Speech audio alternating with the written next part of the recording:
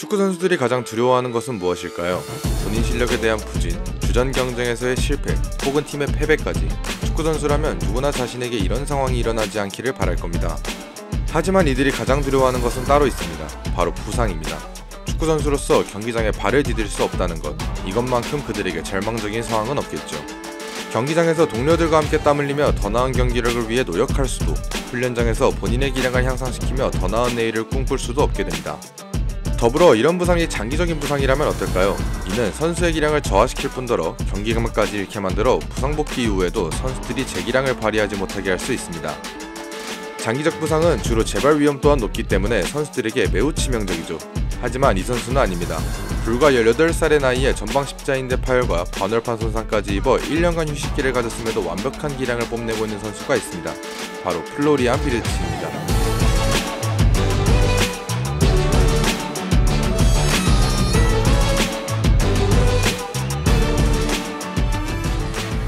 비르츠는 2003년생으로 177cm에 71kg, 공격형 미드필더를 주로 소화하는 선수입니다. 오른발을 주발로 사용하며 현재는 레버쿠젠에서 절대 없어서는 안 될 선수로 자리매김하였죠. 어린 나이임에도 독일 국가대표로서 16경기에 나서 한 골을 기록할 정도로 소속팀 아닌 대표팀에서도 핵심 자원으로 평가받죠. 레버쿠젠 단장 지몬 롤페스는 비르츠가 독일 축구의 미래이자 희망이라고 이야기할 정도로 비르츠는 어린 나이에도 이미 그의 실력을 인정받고 있습니다. 비르츠는 2020년 1월 쾰른 뉴스에서 레버쿠젠 뉴스로 이적하였습니다. 레버쿠젠은 쾰른의 최대 라이벌 중 하나인 팀으로 쾰른에서 비르츠의 이름을 꺼내는 것조차 금지되어 있죠. 해당 시즌 19세 이하 팀에서 4경기 2골 3도움이라는 활약을 하고 있던 비르츠는 1군 라스벤더의 부상으로 콜업됩니다.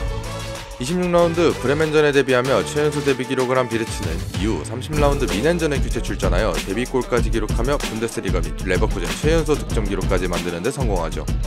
이후 21-22 시즌에는 최연소 분데스리가 50경기, 분데스리가 올해의 신인에 더불어 분데스리가 올해의 팀까지 이름을 올리며 두 번째 시즌 만에 당당히 그의 실력을 입증합니다. 하지만 문제는 바로 이 시즌에 발생하죠. 26라운드 최고 라이벌 팀으로 꼽히는 비르츠의 친정팀 쾰른과의 경기가 진행되었고, 거짓말처럼 이 경기에서 비르츠는 쾰른의 거친 경기력에 전방 십자인대 부상을 당하고 합니다. 그 당시 비르츠는 부상으로 인해 시즌아웃은 물론이고 월드컵까지 출전하지 못하게 되었죠. 게다가 비르츠의 부상에 대한 추측으로는 복귀하는 데까지 약 2년이라는 시간이 걸릴 수 있으며, 복귀하더라도 부상 재발의 위험성이 있어 커리어에 위기가 찾아왔다라는 이야기가 나올 정도였습니다. 하지만 비르츠는 2년이 아닌 약 1년 만인 2022-23 후반기에 복귀하였고, 그의 활약은 1년간 휴식기를 가졌던 선수가 맞나라는 생각이 들 정도였죠.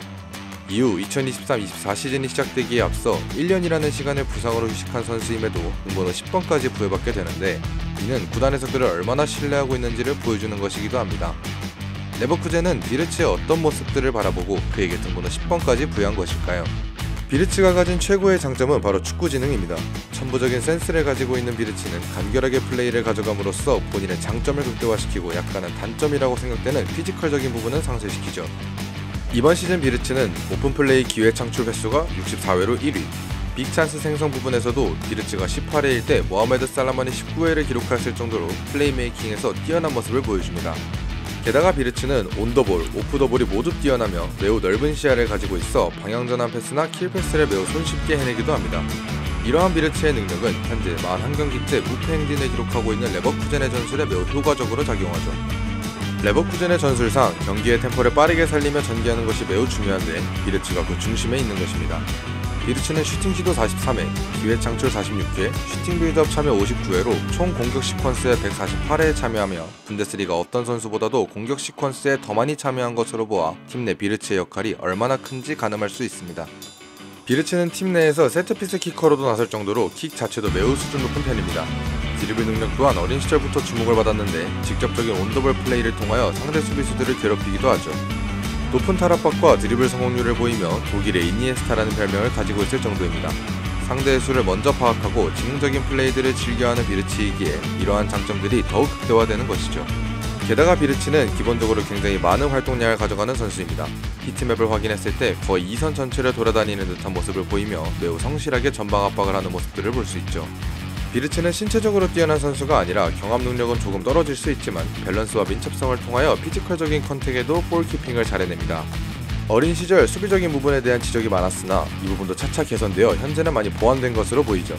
하지만 그의 단점을 굳이 뽑자면 좋은 슈팅 능력을 가졌음에도 기회가 생겨도 슈팅을 굉장히 아낀다는 것입니다. 이는 독일 최고의 미드필더였던 메스트 웨질에게서 종종 보였던 모습이기도 한데, 이러한 부분을 비르치의 단점으로 뽑기에는 슈팅을 하지 않고 더 좋은 찬스를 만들어낼 수 있는 비르치이기 때문에 크게 문제가 되지 않을 것 같죠. 기존에 본인이 가지고 있던 단점들까지 개선되고 있는 비르치는 현대축구 등번호 10번 중 최고의 10번이 아닐까 싶습니다. 십자인대 부상으로 인해 1년간의 휴식을 가질 수밖에 없었던 플로리안 비르츠. 그가 경기장에 돌아와 많은 이들의 우려를 깨고 환상적인 모습을 보여줄 수 있었던 이유는 아마 우리들에게는 보이지 않는 경기장 뒤편에서의 끊임없는 노력 덕분이 아니었을까요? 어쩌면 비르치는 천재라는 단어보다 노력파라는 단어가 어울리는 선수일지도 모르겠습니다. 재발 위험 또한 굉장히 다분한 부상이었음에도 꾸준히 경기장에 발을 디딜 수 있는 것, 그것 또한 그의 철저한 자기관리 덕분이 아닐까 싶습니다.